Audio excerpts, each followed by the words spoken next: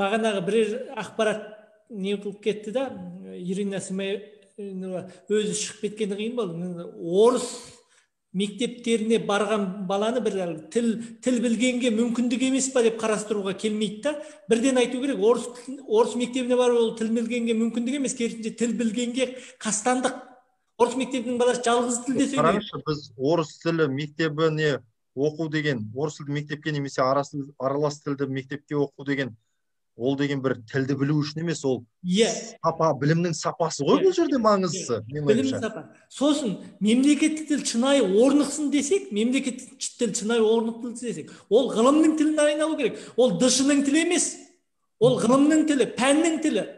Кезінде үш тілділікке көшу мәселесінде біз ағылшын тілінде пән оқытуға қарсы шыққанымызда ағылшын тілге қарсы шықтың деген сияқты түсіндіріп еді.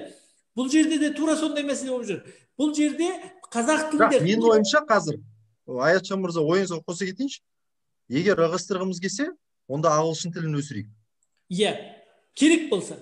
Мысалы, мен ойлаймын да, мектепте бізде неге орыс әдебиетін оқытамыз? Неге орыс әдебиетін оқытамыз? Елден ерекше іріктеп алып. Неге біз түрік әдебиетін оқытпаймыз? Неге біз ағылшын әдебиетін оқытпаймыз? Неге біз неміс әдебиетін оқытпаймыз? Именно орыс әдебиетін неге оқытамыз біз?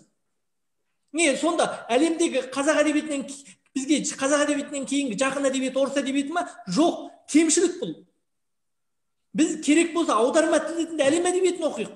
Тура осындай мәселелер бар да, біз мына нәрсені ойлауымыз керек. Біз қаласақ та, қаламасақ та, Қазақстанда демография өсім қазақ тілді ортадан болып жатыр. Қазақ облыстары өсіп жатыр. Сондықтан мектепті біртіндеп қазақшаластыруға білім басқармалары мен мектеп директорлары дайын болу керек. Соған жұмыс істеу керек. Бұл жерде мектеп директорына түсетін салмақ бағанағы қазақ сыныптарын ашқан кезде жанашырлықпен соған жақсы мұғалімдер таңдап әкеп қою мәселесі. Әйтпесе орыс тілінде сабақ беретін мұғалімді қазақ сыныбына сен сағатың толмай жатыр деп кіргізе салуға болмайды. Аралас мектептердегі орыс мектебінен жаңадан аралас мектепке өткен кезде орыс сыныбына да қазақ сыныбына да бір мұғалім береді. Ол мұғалімнің тілі жартылай орыс таяқ жеп жатқан мектептер бар. Сондықтан сіз, Ерболат, бір ғана мәселеге тұжырым жасайықшы. Біз бұл жерде бағана орыс мектептерінің мұғалімдерінің нашарлап бара жатқан бір ғана біліктілік тестінен көріп алуымызға болады. Біз біліктілік тестінде қай тілде басым екенін көріп алуға болады. Қазақ тілінің сапасы баяғыда орыс мектебінен озған. Енді орыс мектебі сапалы деген қияли ертегіден арылуымыз керек біз. Біз мемлекеттік қазақ тіліндегі мектептерге біртіндеп көшіру мәселесіне орыс мектептері деген түсініктің біздің тәуелсіздіктің 30 жылында жүргеннің өзі, орыс ұлты 18%-ға түскен кезде орыс мектептері 30-40%-да жүруі біз үшін трагедия, егер түсінетін болса.